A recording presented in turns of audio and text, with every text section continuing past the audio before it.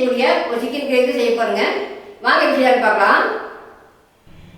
Chicken gravy செய்யறதுக்கு 1/2 kilo chicken எடுத்துருக்கேனுங்க. 2 தடவை கழுவிட்டு மஞ்சள் தடவி வச்சுருக்கேன். ஒரு கடாய் அடுப்பில் வச்சுட்டுங்க 2 டேபிள் ஸ்பூன் எண்ணெய் ஊற்றிக்கலாம். எண்ணெய் காஞ்சிச்சுங்க. இதில் சின்ன துண்டு 2 பட்டை எடுத்துருக்கேன், 2 கிராம்பு, 2 ஏலக்காய், பிரிஞ்சி இலை 2 எடுத்துக்கிறேங்க, 1/4 டீஸ்பூன் சோம்பு, அது கூட சின்ன கல்பாசிங்க, இதை போட்டுக்கலாம். நல்லா பொரிஞ்சு வருதுங்க.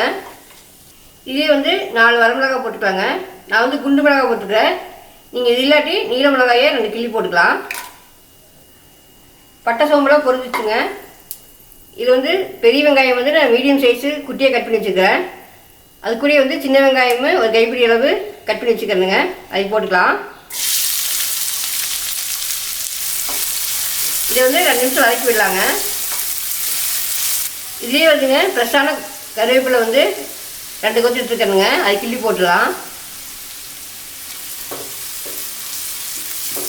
வெங்காயம்லாம் நல்லா வதங்கி வரட்டுங்க. வெங்காயம்லாம் நல்லா பொன்னிறமாக வதங்கி வந்துடுச்சுங்க. இதே இஞ்சி பூண்டு பேஸ்ட் போட்டுக்கலாங்க, 1 டேபிள் ஸ்பூன் போட்டுக்கலாம். போட்டு பச்சை வாசம் போகிற அளவுக்கு வதக்கி விடுங்க. இஞ்சி பூண்டு வதங்கிடுச்சுங்க. இதில் மீடியம் சைஸ் தக்காளி நான் குட்டியை கட் பண்ணி வச்சுருக்கேன், அதை போட்டுக்கலாங்க. நீங்கள் கட் பண்ணி போட்டாட்டி மிக்சியையும் கூட அரைச்சி வேணாலும் போட்டுக்கலாம், அதுவும் நல்லா தான் இருக்கும். தக்காளியெலாம் நல்லா மசிஞ்சு வரட்டுங்க, அந்தளவுக்கு நீங்கள் வதக்கிடலாம். தக்காளி நல்லா மசிஞ்சு வந்துச்சு. நல்லா எண்ணெயிலேருந்து பிரிஞ்சு நல்லா கிரேவி மாதிரி வந்துச்சு. இதுக்கப்புறம் மசாலா போட்டுக்கலாங்க. 1/4 டீஸ்பூன் மஞ்சத்தூள் போட்டுக்கோங்க, 1/2 டீஸ்பூன் சீரகப்பொடி, 1/2 டீஸ்பூன் கரம் மசாலாங்க, அதை போட்டுக்கலாம். இதே 1 டேபிள் ஸ்பூன் அளவுக்கு மல்லித்தூள் போட்டுக்கோங்க, 1 டேபிள் ஸ்பூன் மிளகாத்தூள் போட்டுக்கலாம், 1/2 டேபிள் ஸ்பூன் காஷ்மீர் மிளகாத்தூள் போட்டுக்கலாங்க. இது கொஞ்சம் நல்லா கலர் கொடுக்கும். இந்த மசாலெல்லாம் பரட்டி விடலாங்க.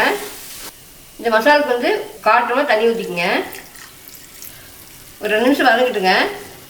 பச்சை வாசம் போகிற அளவுக்கு 2 நிமிஷம் வதங்கிட்டு மசாலெலாம் போட்டுங்க. நல்லா 10 நிமிஷம் வதங்கிச்சு, நல்லா வதங்கி வந்துச்சுங்க. எண்ணெய் பிரிஞ்சு வந்துட்டு பாருங்க. நீங்கள் அதுக்கப்புறம் சிக்கன் போட்டுக்கலாம்.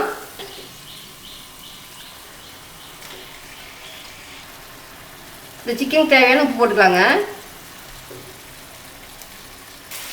ஒரு 5 நிமிஷம் இந்த மசாலையே பரட்டி விடலாம். நல்லா வதங்கி வரட்டுங்க. ஒரு 2 நிமிஷம் பரட்டி விட்டுடுங்க. இதுக்கப்புறம் கொஞ்சம் தட்டு போட்டு முடியலாங்க. கொஞ்சம் ஸ்லோவிலே வச்சு ஒரு 10 நிமிஷம் இருக்கட்டுங்க, அதுக்கப்புறம் பார்க்கலாம். சிக்கன் நல்லா வதங்கிடுச்சுங்க. ஒரு 10 நிமிஷம் தட்டை போட்டு மூடிருந்தாங்க. அதே சிக்கன்லேயே தண்ணி விட்டு நல்லா கிரேவி மாதிரி ஆயிடுச்சு பாருங்க. சிக்கன் வேகிற அளவுக்கு நம்ம தண்ணி விட்டுக்கலாங்க. இல்லை கொஞ்சம் தண்ணி மாதிரி வேணும், கிரேவியாக இல்லாமல் அப்படின்னா இன்னொரு டம்ளர் தண்ணி கூட விட்டுக்கலாம். பாருங்கள், இந்தளவுக்கு இருந்தால் போதும், ரொம்ப தண்ணி மாதிரி வேண்டாம். ஒரு தட்டு போட்டு முடியலங்க. ஒரு மீடியம் ஃப்ளேம்லேயே வச்சு நீங்கள் வேக விடுங்க. ஒரு 10 நிமிஷம் வச்சு பார்க்கலாம். பாருங்கள், நம்ம தண்ணி ஊற்றி ஒரு 10 நிமிஷம் மீடியம் ஃப்ளேம்லேயே வச்சு மூடி போட்டு வேக வச்சோம். இடையில 2 டைம் கலரி விட்டணுங்க. சிக்கனு மசாலா எல்லாம் கலங்கி நல்லா எண்ணெய் பிரிஞ்சு வந்துருக்கு பாருங்க. சிக்கன் 90% வந்துச்சுங்க. இதே ஒரு கப்பு தேங்காய் பால் ஊற்றிக்கலாம். திக்கான தேங்காய் பால் எடுத்துருக்கிறேன், அதை ஊற்றிக்கலாங்க. நல்லா கிளறி விட்டுடலாம். இது கொதி வந்ததுக்கப்புறங்க மீடியம் ஃப்ளேம்லேயே வச்சு ஒரு 10 நிமிஷம் கொதிக்க விடலாங்க. ஒரு தட்டு போட்டு மூடிடலாம். தேங்காய் பால் ஊற்றி ஒரு 10 நிமிஷம் கொதிக்க விட்டுருங்க. நல்லா சிக்கன் நல்லா வெந்து வந்துடுச்சு. நல்லா கிரேவி பார்த்து வந்துச்சு பாருங்க. இதுக்கப்புறம் மல்லித்தலை போட்டு இறக்கிடலாம். பாருங்கள், ஒரு டேஸ்ட்டான சிக்கன் நல்லா ரெடி ஆயிடுச்சு. அடுப்பு ஆஃப் பண்ணிடலாங்க. குயிக்காக செய்யக்கூடிய சிக்கன் கிரேவி ரெடி ஆயிடுச்சுங்க. இது சூடான சாதத்துக்கு வச்சு சாப்பிட்லாம். இட்லி, தோசை, சப்பாத்திக்குங்க எல்லாத்துக்குமே செம டேஸ்ட்டாக இருக்கும். நீங்கள் இதே மாதிரி ஒரு டைம் ட்ரை பண்ணி பாருங்கள். நீங்கள் இதே மாதிரி செஞ்சு சாப்பிட்டு எப்படின்னு கமெண்ட் சொல்லுங்கள். பிடிச்சி நம்ம சேனல் சப்ஸ்கிரைப் பண்ணுங்கள், லைக் பண்ணுங்கள், ஃப்ரெண்ட்ஸ்க்கெலாம் ஷேர் பண்ணிவிடுங்க. மீண்டும் ஒரு நல்ல வீடியோவில் சந்திக்கிறேங்க. ஓகே, பாய்.